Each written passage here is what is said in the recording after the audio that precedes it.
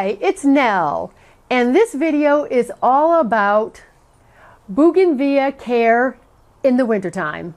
So if you're interested in that, stick around.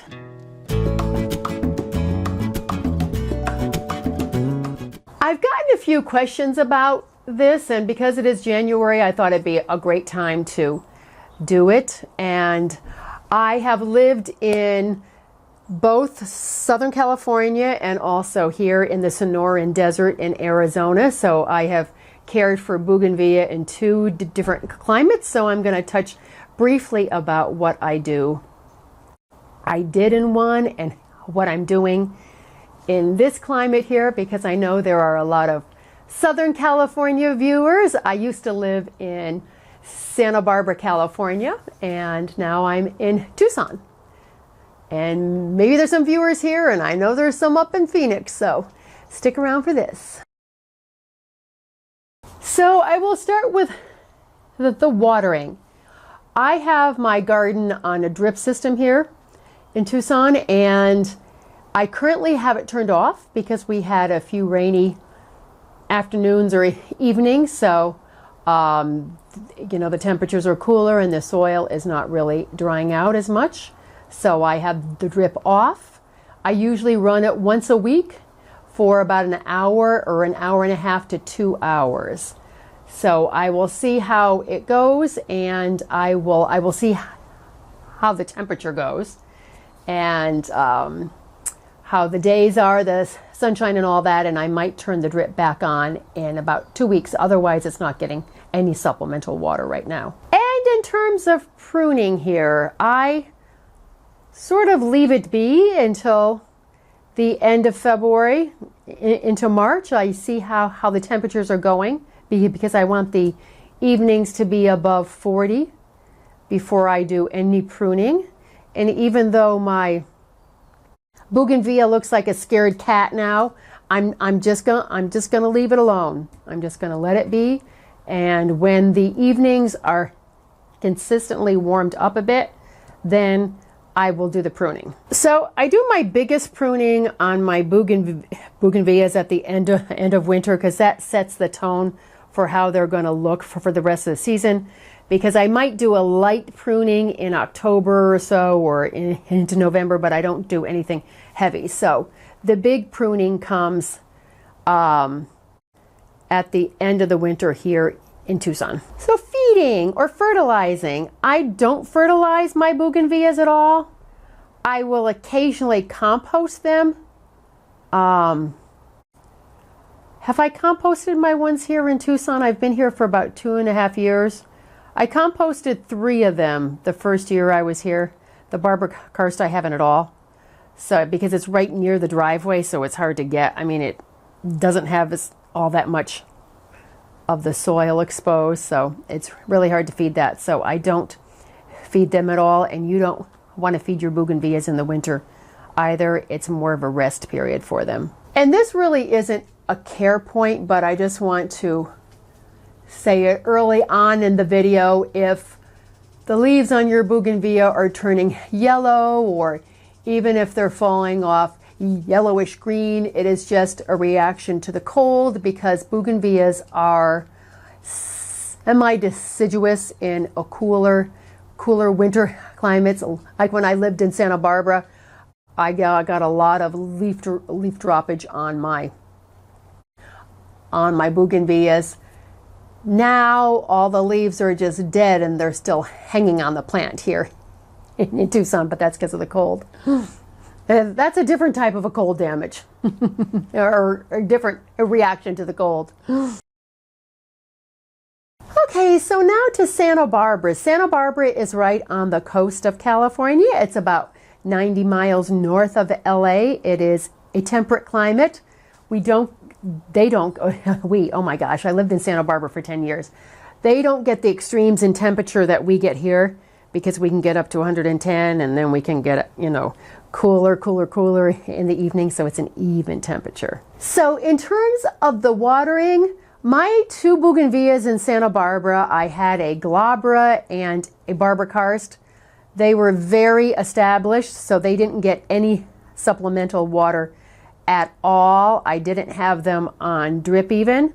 So they just got the water that naturally came from the skies. I never supplementally watered, but if your bougainvillea is new, if it's anywhere from just, planted in the fall till like 3 years old, you will want to give it some supplemental water, maybe once a month or once every 3 weeks, depending on the temperatures. You want to give it a nice deep watering, and that's it. Oh, and another reason why I wasn't too concerned about, supplementally watering my bougainvilleas in Santa Barbara is because they weren't showing any signs of any kind of a stress at all. And I lived 7 blocks away from the beach.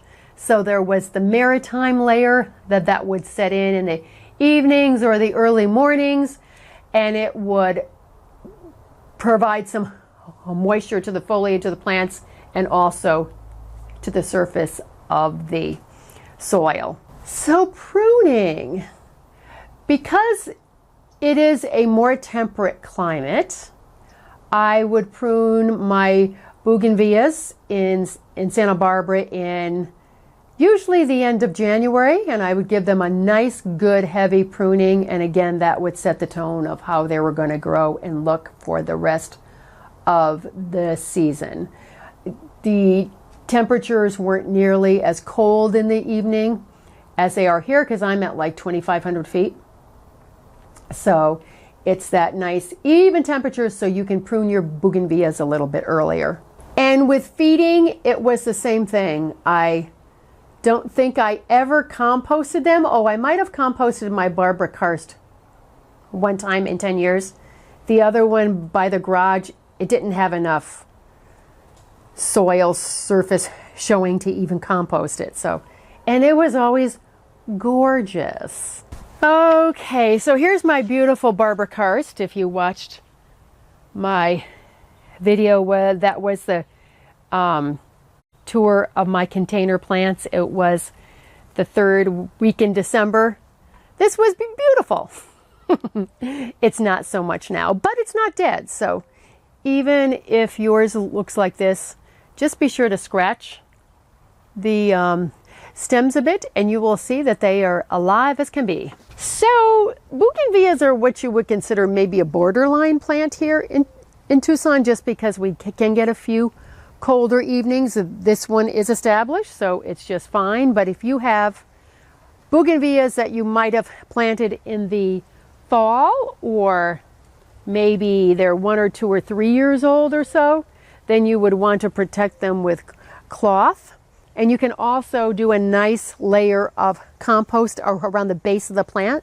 That's going to help to protect the surface of the roots.